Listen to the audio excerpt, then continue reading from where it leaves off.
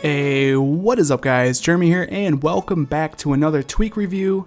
In this video we're going to be taking a look at an amazing tweak from Cydia and it's called Tage.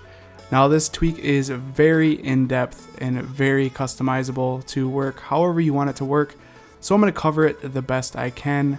It's not exactly the easiest thing to explain, but hopefully you guys get a good understanding of what you can do with Tage. Do take my word for it, Tage will be in a top 10 in the future. It's really an amazing tweak, and it's a tweak that I use or will be using all of the time. I actually downloaded it yesterday, so I have a pretty good understanding of what it all does to your device. And like I said, it's one of those tweaks there that I would just recommend you guys to download, install it, and try it out. And that's probably going to be the easiest way to understand what this tweak does. But again, like I said, I'll try and make it as basic as I can for you guys to understand.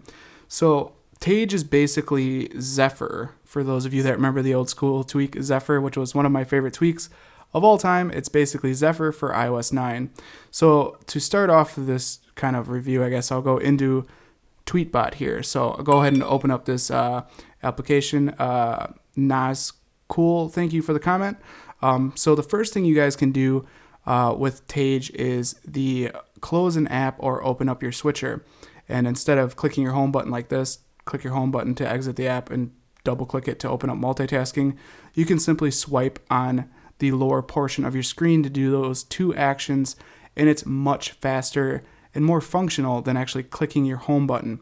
So if I swipe up from the lower right hand corner of my screen, it'll close out the app, as you guys can see, and it works extremely fast, and it's just very, very convenient if you ask me. It's one of my favorite features of this tweak is just boom, close out the app, and then you can actually swipe from the lower left-hand corner, and it'll open up your multitasking, and that'll work within apps too. So if we swipe up from the lower left, as you guys can see, it opened up my multitasking. Swipe up from the bottom right, and it closes the app. And of course, in the center of your screen, if you swipe up, it'll open up your control center.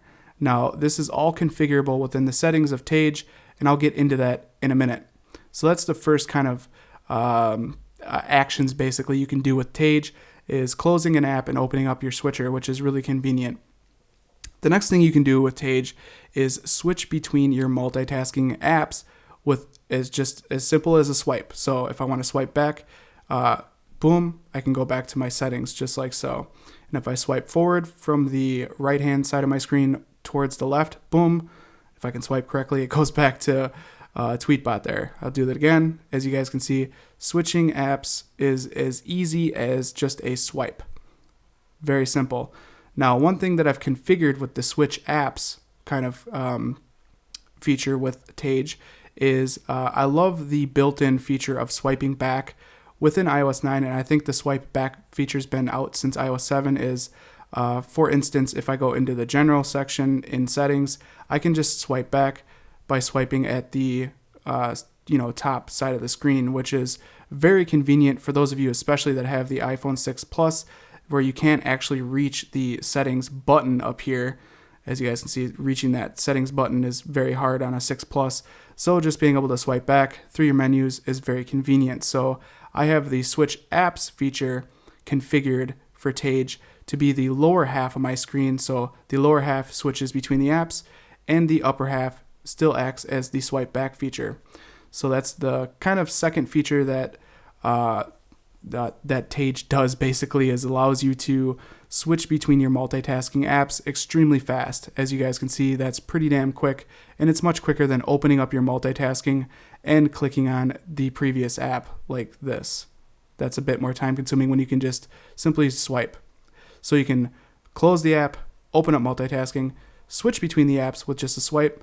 Next thing you guys could do is, let's go ahead and let's open our switcher back up, is you can actually swipe on certain elements in your multitasking to do certain things as well. Such as if I swipe down on my home screen page here in my switcher, it will actually kill all apps from multitasking. So I'll just go ahead and do that. As you guys can see, boom, everything in multitasking has been killed. Pretty sweet. So if we go ahead and open up Twitter again, get something multitasking again, I'll show you another thing you can do. Let's go ahead and open up the switcher simply by swiping up from the lower left-hand corner.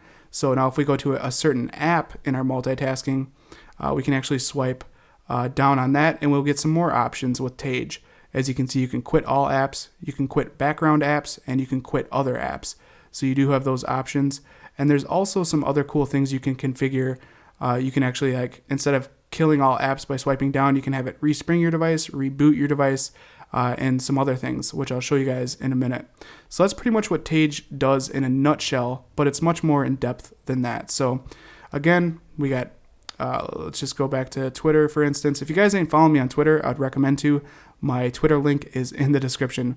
But anyways, to kind of recap what Tage does. Close the app by swiping up, opening up multitasking by swiping up, and then switching between multitasking apps by swiping back or forward.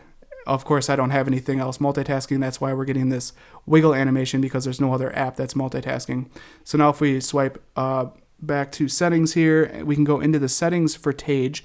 Go ahead and swipe down until we find the settings for Tage. Now, this is where it gets very, very in-depth, guys. Now, I'm going to try not to cover every single aspect of this in video, just because it's going to be a very long video. If I do, I'm already at 6.5 minutes here. So the first section here is close app or activate switcher. So you can just disable that feature of Tage if you don't want to use it at all, which is pretty cool. It's going to allow you to do that for each section. So the close app or activate switcher, also you can have your screen area. So mine is set by default, which is the lower left opens up my switcher. The center is disabled, which allows me to open up Control Center still. And then the lower right is to actually close out the app, as you guys can see. So that's all default, which I really like that setup. It's actually really convenient the way that works. Next is your sensitivity. This is kind of like the hitbox area of where you got to swipe on the lower part of the screen. You can have it be tiny, which is a bit harder to hit, but I know exactly where that hitbox is. So hitting that spot on my screen is really not all that hard once you get a good feel for this tweak. Of course, if you want it to be a little bit easier, you could do like large or normal. By default, it will be on small. I prefer normal. I find it to work perfectly fine. So we can go ahead and swipe back here. Next up, you do have your system close animation. I keep that turned off. You guys can turn that on. It's just a little bit of an animation when you close out of an app. Also, you do have a long swipe up feature. Now, this gets a little bit in depth here as well. So instead of just swiping up, you can actually have enabled where you have to swipe up a certain distance to, let's say, close out the app or open up the switcher. So if we enable this, you can read the little description below it. As you guys see, long swipe up to close app and quit background. So your status bar height is 20 points. So the length of your status bar is 20 points long. So this basically is allowing you to adjust how far you have to swipe up before it will do these actions.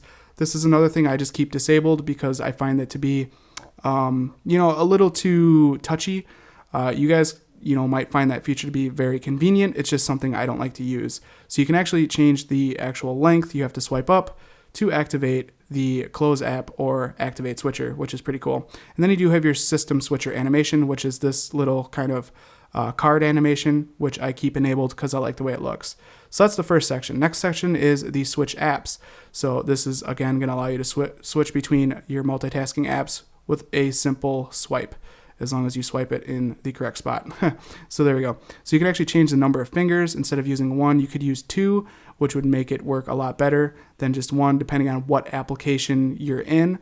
Of course, if you're in like a game like Fruit Ninja or something like that, you can actually disable this within certain apps, which is pretty cool as well. So you have your number of fingers, you have your sensitivity, which is the same as the first section. You can adjust that to your liking. And then you have your screen area, where you can swipe back or swipe to, switch apps on whatever certain area you guys might want to config in your settings. Again, this is something for you guys to toy around with to figure out what is most convenient for you. I like the bottom half. That way I can still use my swipe back feature that's built into iOS 9. So you also do have keyboard disables. That way, if your keyboard is open and present, it basically will disable the ability to switch apps, which is pretty cool. I'll actually keep that on. Next section is your quick switcher. So you can enable this on off just like the other sections. Your screen area, left and right corners, your left corner or just right corner, depending on whatever you want to config. You have your shift up selected app. You also do have a scrolling speed. I have mine selected to normal. You can have that be slow or fast, depending on whatever you want it to be. By default, I think it's slow, like I said, but I think normal looks better. So if we open up our switcher, you know, having that scrolling speed be the normal speed is most convenient to me. And then you have a quit app, so you can actually have a delay for when you quit out your applications. It goes in increments like 0.3, 0.4, 0.5, 1 second, 2 seconds. So that's really customizable as well. The next section is lock device. So if I had this enabled, I would be able to lock my device by doing these gestures here as well. And this is one thing I don't really find a need for. That's why I keep it disabled. But you can use swipe gestures to actually just lock your device, which is pretty cool. And then you also have your disables. So apply to close app or activate switcher, switch apps, and quick switcher, and then lock device. You can have all of this disabled within certain apps. Whatever you might want to add, just by clicking that little plus button will allow you to, you know, select a app to have this, basically this tweak completely disabled in. Like I would recommend to have like Fruit Ninja or a game like that disabled completely from this tweak, which would be a lot more functional than having it on. That way when you're playing it, you're not closing out the app, switching apps, going into the switcher, etc. So that's basically what that portion is. And then if we go down to the page swipe down action, this is where you can adjust what swiping on the cards within multitasking will do. So my home page is to quit all apps. As you guys can see, you can have it quit background apps, lock your device, respring your device, go into save mode, reboot, power off, show menu, and you can just have it disabled. So as you guys seen, when I actually open up my switcher and I swipe down on my home screen page, it kills all apps from multitasking, which is pretty damn handy if you ask me.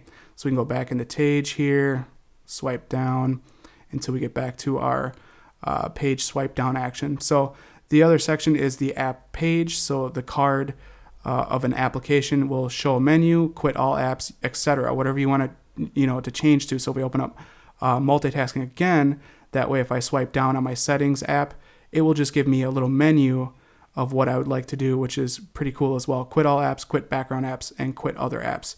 So that's pretty cool. And your quit other apps are the apps that you have whitelisted to basically never be ended from multitasking. So you can have a section of apps that you never want disabled and a section that you always want disabled, and you can still quit all of the apps that you don't want disabled by doing quit other apps. So that's pretty cool. And I know that sounds probably pretty confusing. Again, I would recommend basically just trying out this tweak yourselves to get a better understanding. And then you have kill now playing app. You can have that enabled or disabled, and then also a whitelist for those as well. And that's pretty much all Tage is in a nutshell. I know that this is a longer review, but this is a very in-depth tweak, and it's extremely functional. And like I said, it's definitely going in a top 10. This is honestly probably going to be one of my most used tweaks, just by being able to close out of an app by swiping up, because I find that to be extremely functional rather than clicking my home button a bazillion times every single day. So that's me pretty much it for this review, guys. I hope you guys did enjoy this longer review. I went very in depth with this tweak, so hopefully you guys have a perfectly good understanding of how it works. And if you don't, like I said, I'd recommend just downloading it and trying it yourself to get used to how it works. Now, Tage is actually a paid tweak, but you can download it right now, and you will get a 3-day free trial, so you can use it for 3 days, and then you will have to purchase it. I would highly recommend purchasing it because it is an amazing tweak that is very customizable. So I hope you guys enjoyed this review of Tage. If you did, definitely throw me a thumbs up. That helps me out tremendously here at the channel. And if you guys want to see more iOS 9 tweak reviews like this, don't forget to click that subscribe button.